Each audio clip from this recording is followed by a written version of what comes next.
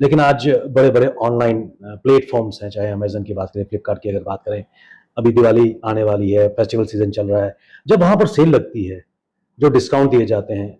जो आम ऑफलाइन जो ट्रेडर्स जो डिस्काउंट देते हैं उनसे कहीं ज्यादा डिस्काउंट वहां पर देते हैं। वहां पर उसको कैसे कर किया जाए, क्योंकि इसका नुकसान जो ऑफलाइन ट्रेडर्स हैं उनको हो रहा है। देखिए, मैंने भी थोड़ी बहुत स्टडी की है, लेकिन बहुत सारी चीज़ें जो हैं वो मेरे ध्यान में भी आई हैं। ये जो गवर्नमेंट को अब सोचना पड़ेगा कि ये जो सेल्स लगती हैं और कंपनी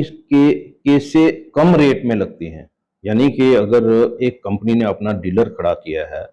तो इसका मतलब उसका अगर एक मोबाइल का रेट जो है वो 50,000 रुपया है और वही ऑनलाइन जो है वो 35,000 में या 37,000 में बिकेगा,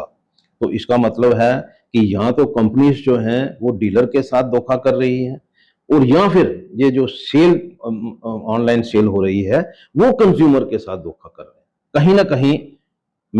मेरी एक अभी मुझे जो जानकारी मिली, जिस तरह से प्रोडक्ट जो हैं उनकी क्वालिटीज को कम करके, जिस तरह से मान लीजिए कि 1.5 टन का एसी है, उसको आप 1.3 कर देंगे, 1.4 कर देंगे, 1.2 कर देंगे, इसी के ऊपर तो 1.5 ही लिखा है, लेकिन उसका जो मटेरियल है वो जो रेट स्लैश होगा वो उसकी वजह से होगा। हम यही चीज देखते हैं, बार बार हम लोग जो है गवर्नमेंट को कहते हैं कि ये गवर्नमेंट की जिम्मेदारी है।